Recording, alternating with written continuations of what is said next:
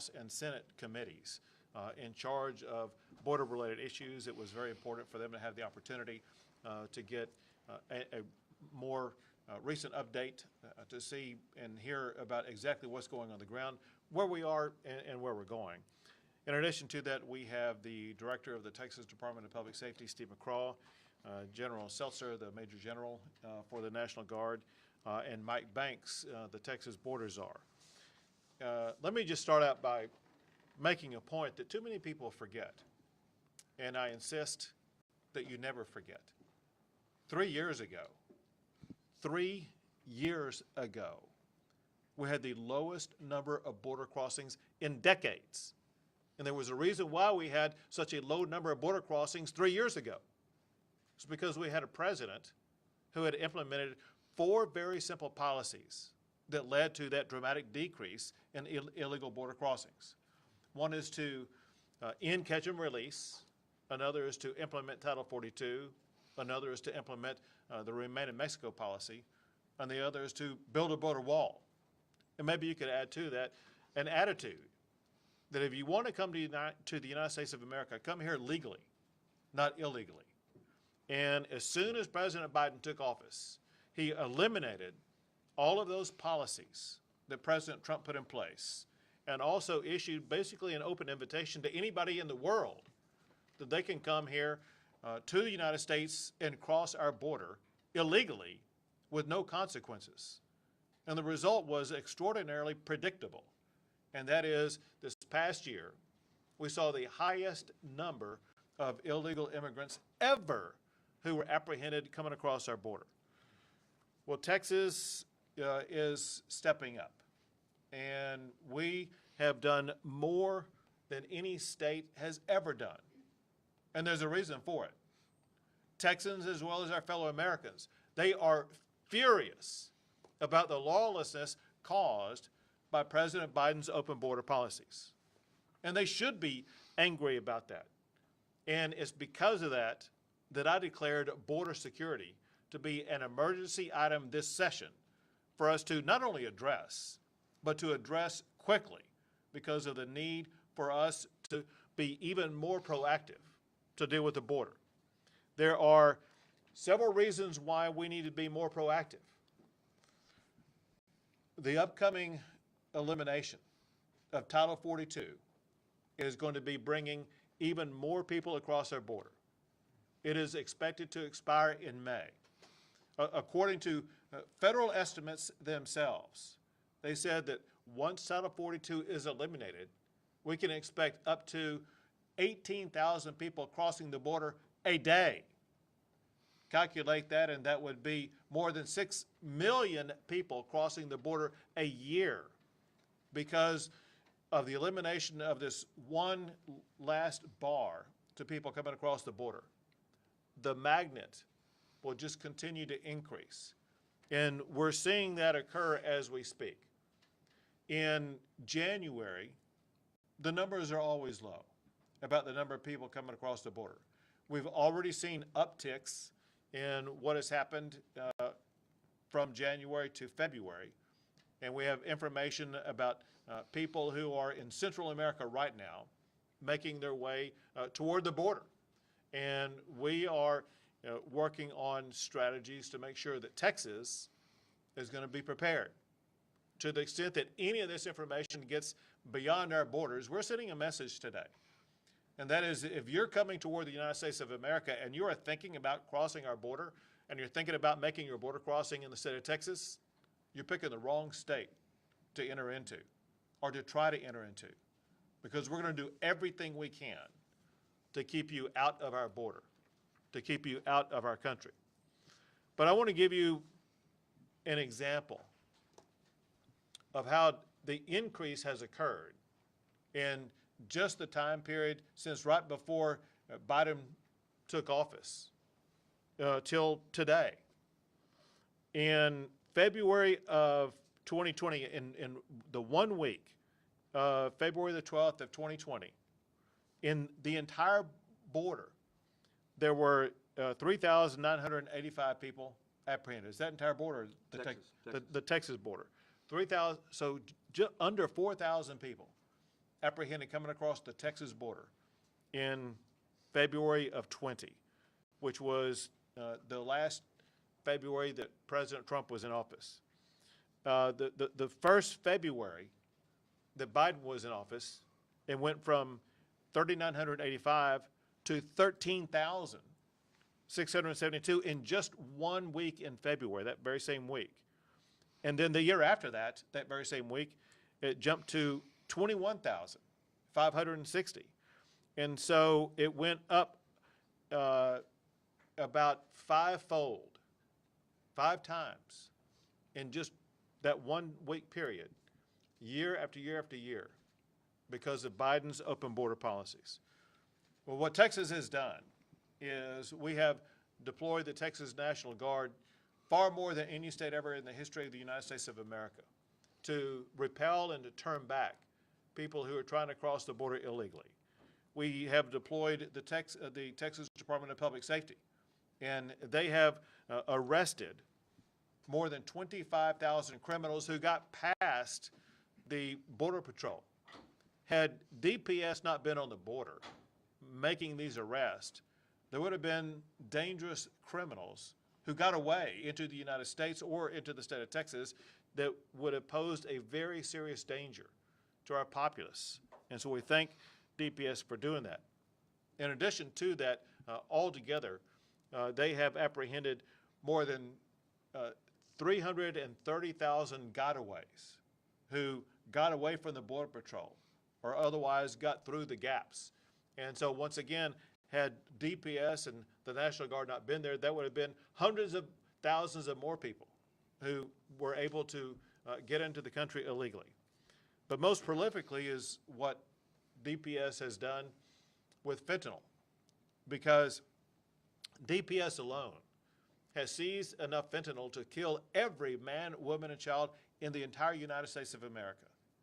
Had DPS not seized that fentanyl that got past Border Patrol, there's no telling how many Americans would have died because of that fentanyl spread across the streets of our country. Also, to accelerate the crackdown on the Mexican drug cartels, the real cause of all of this, I declared them as terrorist organizations to empower Texas law enforcement to use advanced strategies to go after not just the cartels, but all of their assets that are here in the state of Texas, so we can do everything possible to put these Mexican drug cartels out of business. And then to help relieve small border towns, Del Rio and places like that, that have no capability to house and take care of the thousands of migrants who are dropped in their communities by Border Patrol. That led to the busing operation to relieve the congestion in these small communities where we are busing the migrants that were dropped off by Border Patrol to self-identified sanctuary cities in other parts of the United States. It is kind of interesting that one of the locations where we were dropping them off to, New York, condemned Texas for busing them to New York, only to learn that New York is now busing them to Canada. And then on top of all that, Texas is the only state in the history of the United States of America that it has ever built its own border wall. We have been in the process over the past year of acquiring rights on land owned by private landowners that will allow us to accelerate the process of building the border wall over this coming year. There's a possibility, depending upon how the construction process works, where by the end of this calendar year, Texas as a state may have added more border wall than the Trump administration did for the United States of America during his 4 years in office. Bottom line is that the Texas National Guard and DPS troopers, they are working around the clock under the leadership of Major General Seltzer and Colonel McCraw. And now also, Texas has done something no state has ever done. I announced last month that we have our own border czar, the man to my left, Mike Banks. He served in the Border Patrol in leadership positions for about 23 years, and he brings a high level of expertise. it's important to emphasize that on his first day in office, he spent more time on the border as the Texas border czar than Kamala Harris, the federal border czar, has spent in years in office. Not just that, but he operates right here out of Weslaco. And he's up and down the border every single day, working and collaborating not just with DPS and the National Guard, but working with local officials, whether they be mayors or county commissioners or sheriffs. And so Texas as a state is now operating more in sync with local communities better than we ever have because of the role of coordinator that Mike Banks, the Texas border czar, is playing. And very importantly, listen, this is an issue for the state of Texas to deal with. And we have to deal with it only because the federal government is not doing its job. And now that we're in session, we have the leadership of the state legislature that are fully engaged. And with us include Senator Birdwell and Representative Guillen. And I appreciate what they've done before. They've already issued analyses and reports even long before today about what's going on the border. But we will be working in collaboration with them over the course of the remainder of the session on this emergency item to make sure that Texas is doing everything we possibly can to secure the border. And so I look forward to working with them to make sure that we have the funds needed to secure the border, to protect Texans from the lawlessness created by Biden's open border policies, and to make sure that we continue to build more border wall. And with that, I will turn the mic over to Senator Birdwell to tell you more about his perspective. Thank you, Governor. Thank you for your leadership on this critical issue. The state of Texas is in a certainly difficult situation, having 1,200 of the 1,900 miles of international border with Mexico. We are, under the governor's leadership, under Operation Lone Star, we are, and I'll use this term very carefully, we're making our belligerent opponents in the cartels pay a price for plying their wares in the state of Texas, and doing so as a means to make sure in Operation Lone Star that we're making sure that Texans' property, lives are safe to the best of our ability, and the governor's acting within all legal authority that he has.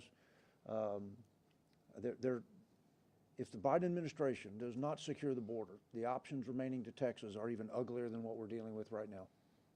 That's why this is so important. And Governor, thank you very much for the leadership that you've given us, both in the legislature and in the state as a whole, for what's happening here. Because we cannot just simply allow the people of Texas, their property, their lives, to just be turned over to the mercies of the cartels.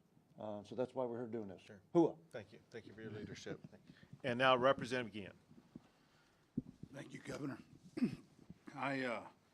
As you all know, I represent 11 counties south of San Antonio, and I'm from the Valley. I live in Starr County. I represent 2 counties on the Texas-Mexico border, Starr and Zapata counties. And I've lived in Starr County my whole life, many generations there. I've lived about a mile from the Texas-Mexico border just about my entire life. This Starr County, Rio Grande City, is where I've chosen to raise my family, where my kids go to school. As border residents, as Texans, we expect safe and orderly communities. And although our federal government doesn't appear to be fully invested in doing so, the state of Texas, with the leadership of Governor Greg Abbott, is committed to bringing order to the border. We're committed to helping keep violence from spilling over, to help bring order to our broken immigration system, and to keep fentanyl and other illicit substances off of our streets. Over the coming days, we'll finish filing our border security package that showcases our latest efforts to bring order to the border. And I look forward to working with Senator Birdwell and Governor Abbott and Lieutenant Governor Patrick, Speaker Phelan, and my colleagues in the House and Senate in order to do so. Thank you. Thank you. And now Director McCraw with the Texas Department of Public Safety. Well, thank you, Governor. Senator, Representative, no governor and no state legislature has done more to assist the Border Patrol with securing the national border with Mexico than you have. God bless you. Thank you. It matters. An unsecured international border has consequences, and we're seeing these consequences throughout Texas, but we're seeing it throughout the nation. And one of those consequences is that certainly the cartels are reaping billions of dollars from human trafficking right now as we speak. And I say trafficking because it's not no longer smuggling in terms of how they're doing the smuggling, but also in terms of certainly drugs. And methamphetamine, 19 tons thus far DPS has seized in terms of methamphetamine alone, but fentanyl, Governor. And I know that is a major concern of yours. And the idea that one pill kills is not just a fancy slogan to scare tactics, it's a reality. The bottom line is when the DA administrator says that 6 out of every 10 pills that they test that lookalikes of oxycodone, Percocet, or even Adderall, okay, is a lethal dose of fentanyl is alarming and should be alarming to every parent and grandparent, and it's something you have to have that conversation with your kids. There's no more experimentation. Those days are gone. The cartels don't care about your kids. The cartels care about making money, period. And thank you for your leadership, and we welcome the border czar, and who knows a little bit about the border. It's very helpful. We don't have to translate for him. He's going to go through D.C. You allow us to work with him. We don't have to call Washington, so appreciate it.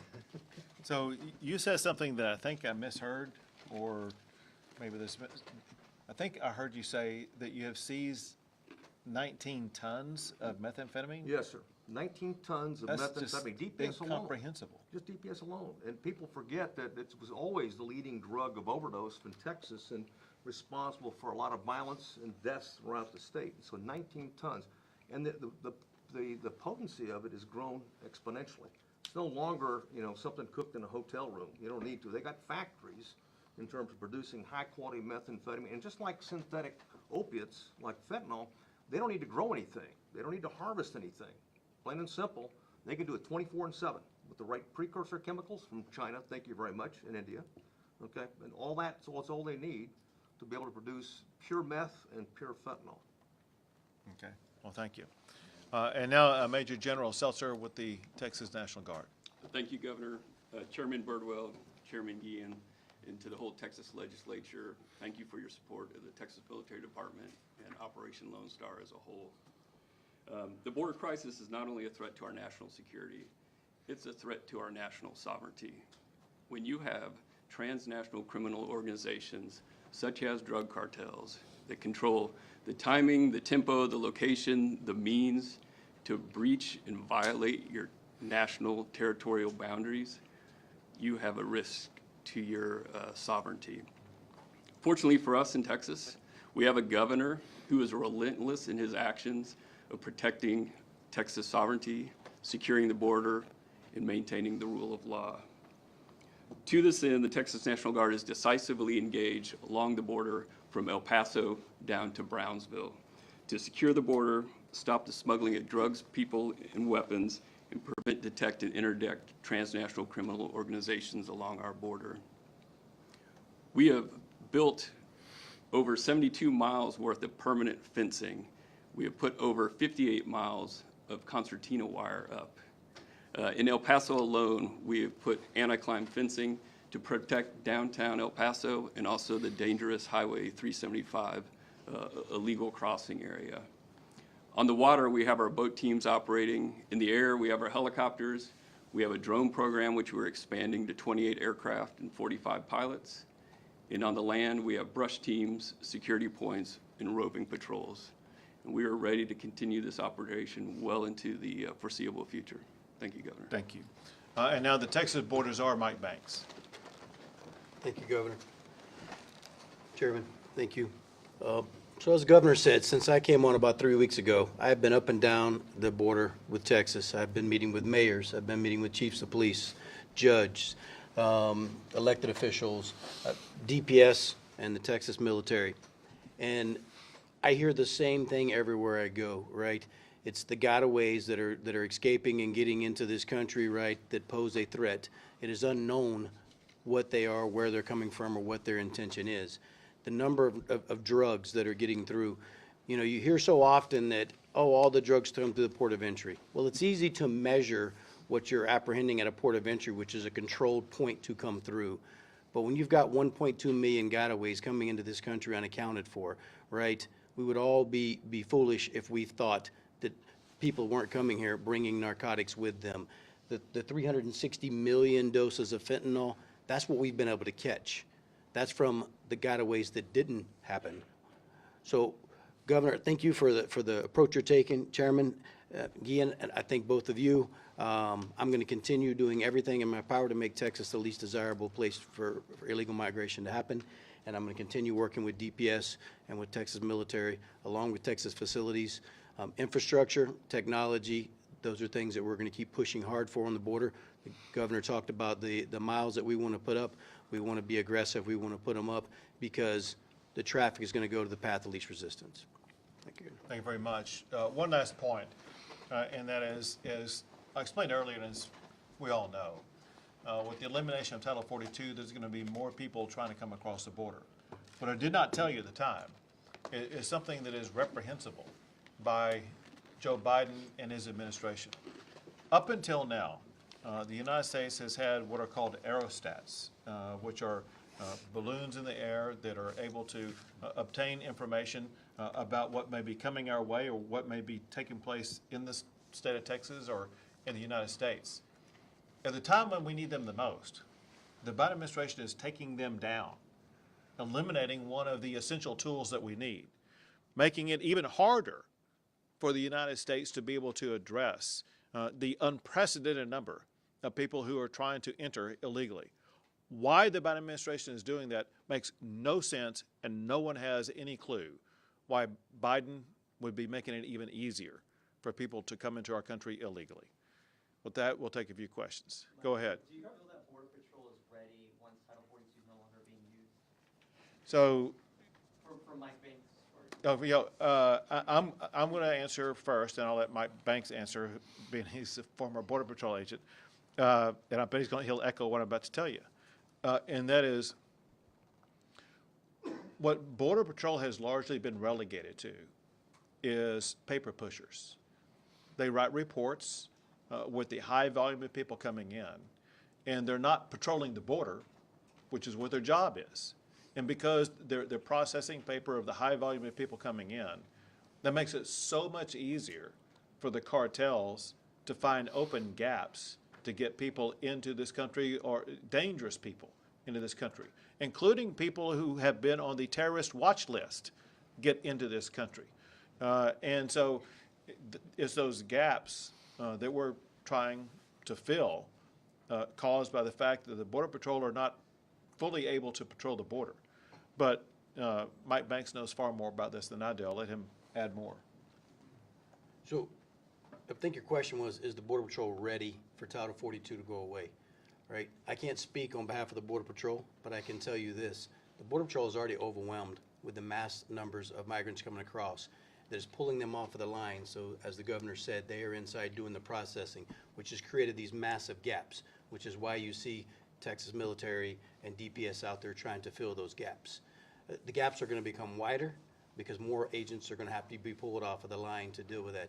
It was just reported that the Border Patrol is soliciting for agents from the southwest border to go to the northern border because they've seen a 1,200% increase in Mexican citizens that are flying into Canada and crossing into the United States, which again is creating more gaps.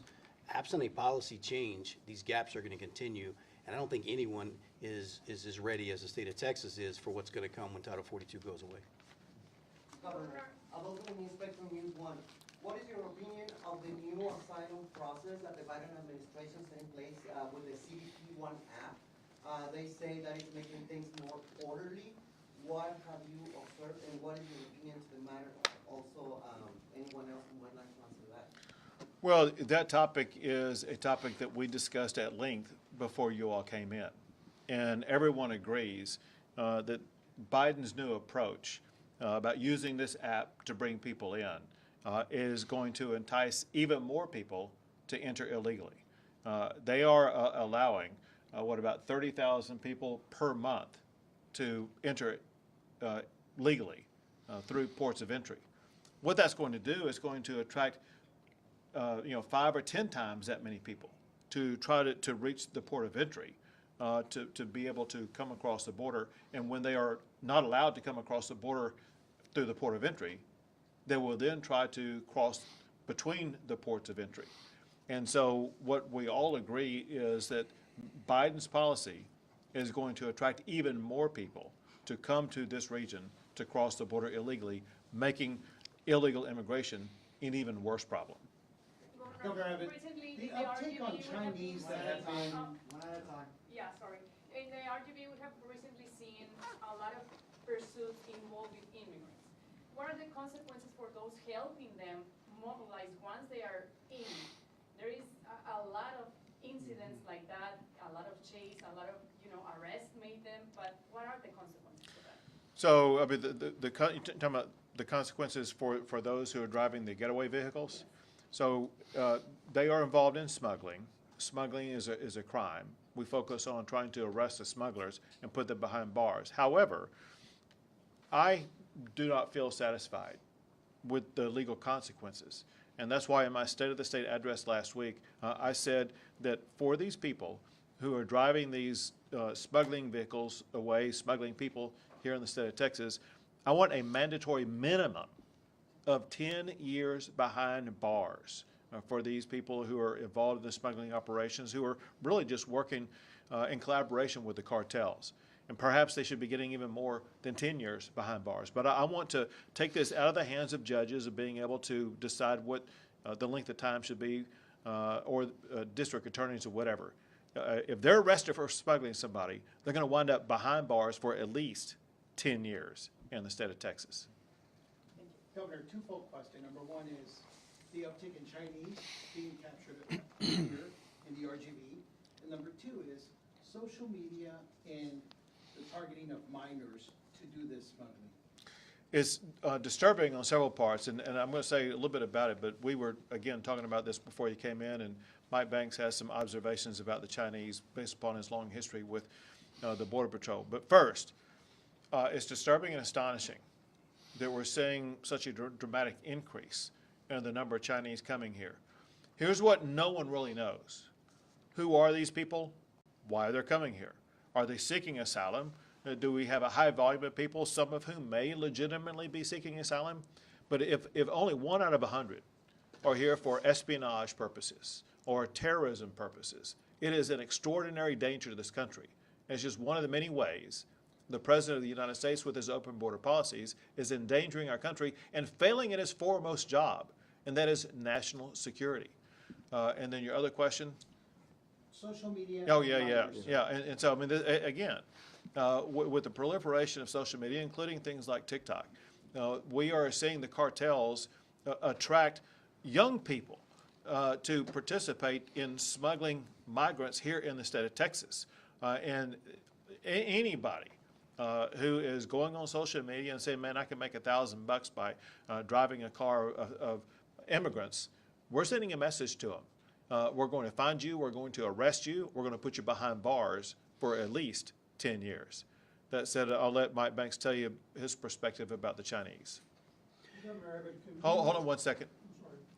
And so with regards to Chinese, they're coming because the policy allows them to be released. You know, if there is no consequence for actions, then I mean, why not come, right? And I mean, who doesn't want to come to this great country, right? But they need to do it the proper way, the legal way, to be vetted. And so until there's a policy change, you're going to see Chinese continue to come. Go ahead. Governor Abbott, on the way over here, I talked to Stacy Forbes, who I'm sure you worked with. He was the deputy chief of the Department of Homeland Security for this region for a long time. And he said this project that I'm going to bring up for you and Ryan, I'd like a response from you and Ryan, if you wouldn't mind. Would you both consider a priority in this section of funding a Homeland Security broadband service beginning at Fort Mansfield and then ending at 2 land bridges at Rio Grande City and Roma? This is basically a broadband service that would run equidistant between the Rio Grande River and the checkpoints. It's on the no man's land. And Stacy Forbes said this is 100% something that needs to be done by anybody that could do it, because it's not a high profit thing, but it's something that definitely needs to be done for Homeland Security. Could you, Governor, or you, Ryan, Chairman Ryan, get this funded as a priority before the next session? We need to have it now, because the priority is at Fort Mansfield, all that economy that's transforming that county is moving over to your county. And so this fits right in not only homeland security, but economic development. Well, I'll tell you, first of all, we have looked at it and are working on several issues along those lines that improve communications, especially among law enforcement in these areas, as well as transportation. So two things that we look at would be enhancing communication capabilities for law enforcement, and then also improving transportation capabilities, such as building roads along either fence lines, wall lines, or other areas that will make it easier for law enforcement to get through there. And then a third I'll throw in is doing more to eradicating the carrizo cane. And so we're working on all those issues. Those are issues that probably the legislators, I know they're working on at least several of those issues, and maybe more. But do you want to, Ryan, get into that too? Yeah, it's certainly something that is interesting, and I'd like to see the details on, and we'll work with you, Ron, in the future, here in the near future, on understanding what the project is and the scope of it, and see what we can do to help. Two more questions. Governor, you say you really want to hurt the Mexican cartels. Can Texas do anything more about stopping the weapons and guns going south, either you or the borders are? Is that an issue that concerns you? Yeah, listen, the guns go both north and south. They don't go in one direction. And we do everything we possibly can to seize illegal guns. One thing that I mentioned in my State of the State address is I want to focus on going after the criminals who have guns. Most gun crimes are committed by criminals who have guns illegally. And so we have a keen focus, for one, to go after those people. But for another, I'm asking for a mandatory minimum jail sentence of at least 10 years for any criminal who's possessing guns illegally. And so, yes, we want to be very aggressive about that. Last question. Okay. All right. Thank you all.